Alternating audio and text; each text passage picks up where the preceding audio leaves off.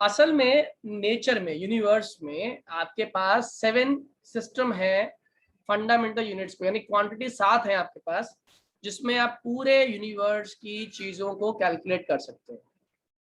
कौन कौन सी वो क्वांटिटी है, लेट मी क्लियर दैट। पहला आता है आपका मास, ठीक है। दूसरा आता है आपका लेंथ। तीसरा आता है आपका टेम्परेचर। चौथा आता है आपका टाइम। फिर आता है आपका अमाउंट ऑफ सब्सटेंस।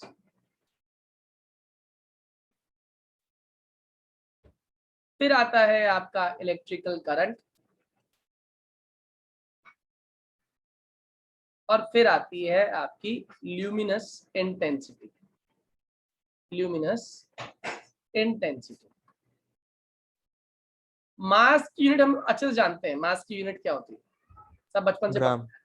किलोग्राम, है ना, केजी से रिप्रेजेंट करते हैं। लेंथ की यूनिट मीटर में। फंडामेंटल तो सर ग्राम होनी चाहिए क्योंकि सर वही सबसे छोटा है। नहीं, ऐसा होता है, हम मास जो नापेंगे ना ऐसा यूनिट में नापेंगे, ऐसा यूनिट जो होती है केजी होती है, ठीक है।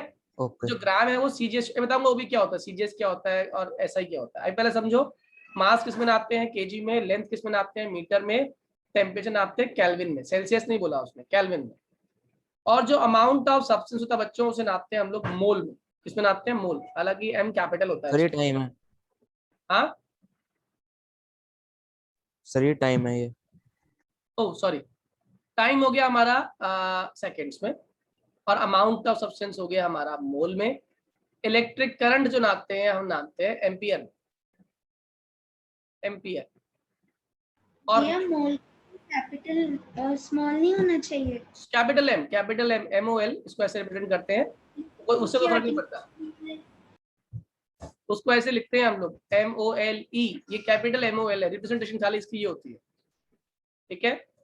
और ल्यूमिनस इंटेंसिटी इज कैंडला, इसको रिप्रेजेंट करते हैं कैपिटल C स्मॉल d से। कैपिटल C स्मॉल d, एक बार पहले याद कर लेते हैं कौन कौन सी 7 बेसिक यूनिट्स, जल्दी बोलिए। 7 बेसिक यूनिट्स हैं, mass, mass, length, temperature, mass KG, length metre, temperature kelvin, time seconds, amount amount of substance mole, electric current ampere, luminous intensity candela. Am I clear to all?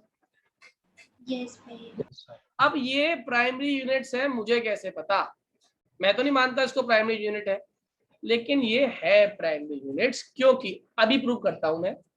जो secondary units होती हैं या derived units होती हैं, वो सारी की सारी किससे निकल के आएंगी, वो सारी की सारी प्राइमरी यूनिट से निकल के आएंगी। जैसे आप मुझे बताओ लेंथ क्या है, आपने ही बताया, लेंथ प्राइमरी यूनिट है ना, लेंथ मीटर में नापा प्राइमरी यूनिट है।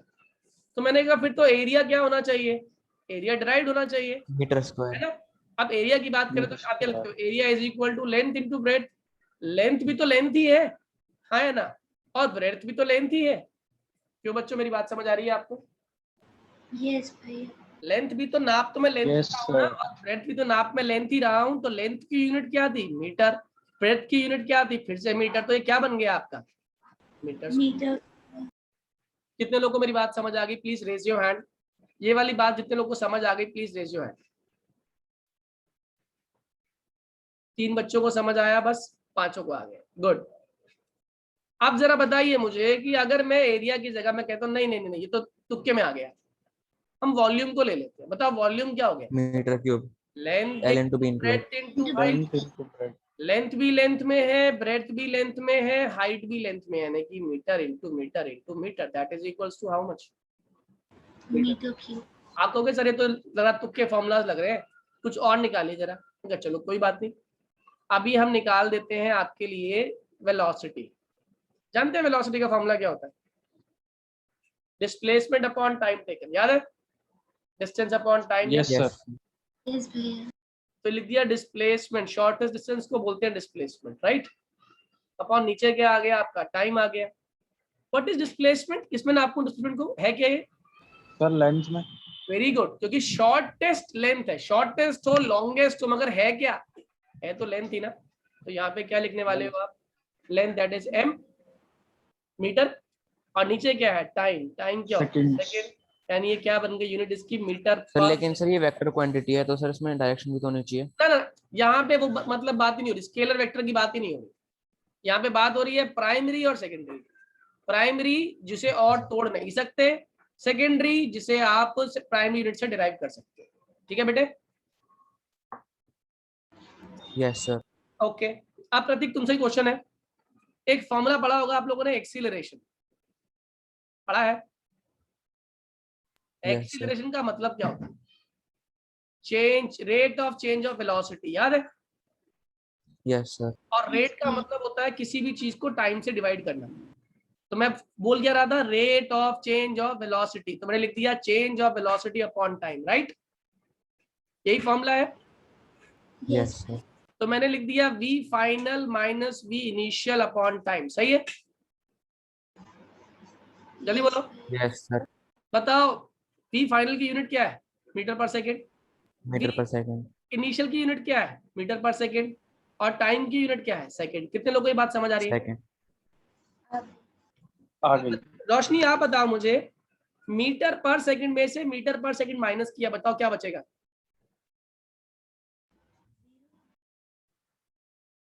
जल्दी बोलो, metre per second minus metre per second क्या बचेगा?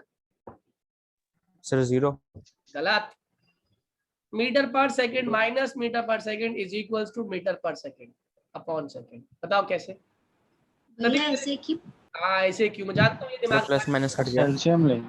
अरे एलसीएम नहीं है भैया, एलसीएम नहीं है, दिमाग नहीं लगाया तुम लोगों ने। ये माइनस या प्लस होता क्या है हमेशा? मैग्नीट्यूड। क्या चीज माइनस प्लस नहीं होता? उसका यूनिट पार्ट। जैसे आपके 100 रुपए थे और आपने खर्च कर दिए 100 रुपए, तो आपके पास क्या बचे? कितने रुपए बचे आपके पास? 0 रुपए। मेरी बात समझ आ गई? क्या चीज रही और क्या चीज खत्म हो गई? दी सर मैग्नीट्यूड यूनिट रही। ऑफ रुपीज चेंज हो जाते हैं। मैग्नीट्यूड। क्या कभी चेंज नहीं होती? यूनिट चेंज नहीं होती। यूनिट। यूनिट आप सिंगल की निकाल रहे थे, वेलोसिटी की निकाल रहे तब भी मीटर पर सेकंड आ रही थी, और चेंज की निकाल रहे हो तब भी क्या आ रही है? Metre per second. मेरी बात समझ आ रही है? यस भैया। Yes sir. 10 गधे माइनस 10 गधे, बताओ इक्वल टू कितना? 0 का था। गधे रिमेन्स कांस्टेंट। मेरी बात समझ आई? क्या चीज चेंज हो रही है? नंबर ऑफ गधे। एंड नंबर ऑफ गधे इज मैग्नीट्यूड एंड गधा इज द यूनिट। मेरी बात समझ आ रही है? Yes sir. ये बात सीख गए Yes, आप लोग? अगर ये बात सीख गए तो इसका कंसेप्ट निकालना आपको तुरंत समझ आ गया। ये बन गया आपका metre per second square. This is the unit of acceleration. Am I clear to all? Yes भैया। अब आप, यस सर। मैं आपको बोलूं किसी की भी यूनिट निकाल दो, आप तुरंत एक दम निकाल दोगे। मैंने कहा निकालो यूनिट फॉर फोर्स, तो आपने कहा सर मास तो पहले से ही बेसिक है, तो मास तो हो गया केजी। और एक्सीलरेशन आपने अभी भी निकलवाई, metre per second square. Answer आ गया KG KG metre per second square. कितने लोगों को बात समझ आ गई? आ गई भैया। आ गई सर। आ गई तो एक क्वेश्चन मेरे लिए करके दिखा दो। एक था यूनिवर्सल लॉ ऑफ ग्रेविटेशन, जिसका फॉर्मूला था F is equals to G into M1 into M2 upon R square. M1 mass है, M2 मास है, R डिस्टेंस है, F फोर्स है, G है यहाँ पे यूनिवर्सल ग्रेविटेशनल कांस्टेंट। क्या है जी? Universal gravitational constant. आप लोगों के लिए क्वेश्चन है, जरा निकाल कर दिखाइए यहां से G की यूनिट क्या होगी। आपको समय दिया मैंने 1 मिनट करने के लिए। देखिए आपको G की यूनिट निकालनी, G को इधर रख दिया आप लोगों ने। ये बन गया F into R square upon M1 into M2। F को आप जानते हो फॉर्मूला निकालना, F is what? Mass to acceleration, that is kg metre per second square into साथ में क्या है? R। R क्या है आपका? डिस्टेंस। ये भी क्या हो गया? Metre square. अपॉन नीचे क्या है? मास, यानी कितना हो गया? kg square. तो एक स्क्वायर से kg खत्म हो गया, आया ना? ये ऊपर कितना हो गया? जल्दी बोलो, इस kg Yes, को sir. ऊपर ले जाओ। जैसे kg को ऊपर ले जाओगे तो kg क्या बन जाए? kg minus 1। -1। मीटर क्या हो जाएगा? Metre cube. जल्दी बोलो। Second square. और साथ में नीचे क्या हो जाएगा? अपॉन में सेकंड स्क्वायर। कितने लोग का ये यूनिट आ रहा है? यही आ रहा था भैया। हाँ सर केजी ऊपर नहीं गया था, बाकी ठीक है। यही आ रहा है। अगर नीचे भी लिख दे कोई दिक्कत नहीं है, तब भी चल जाएगा। कहानी समझ आ गई आप लोगों को मेरी जो समझा रहा था मैं आपको? ये कंसेप्ट Yes, समझ sir. आ गया? हम प्राइमरी यूनिट से सेकेंडरी यूनिट अच्छे खासे तरीके से आसानी से निकाल देते हैं।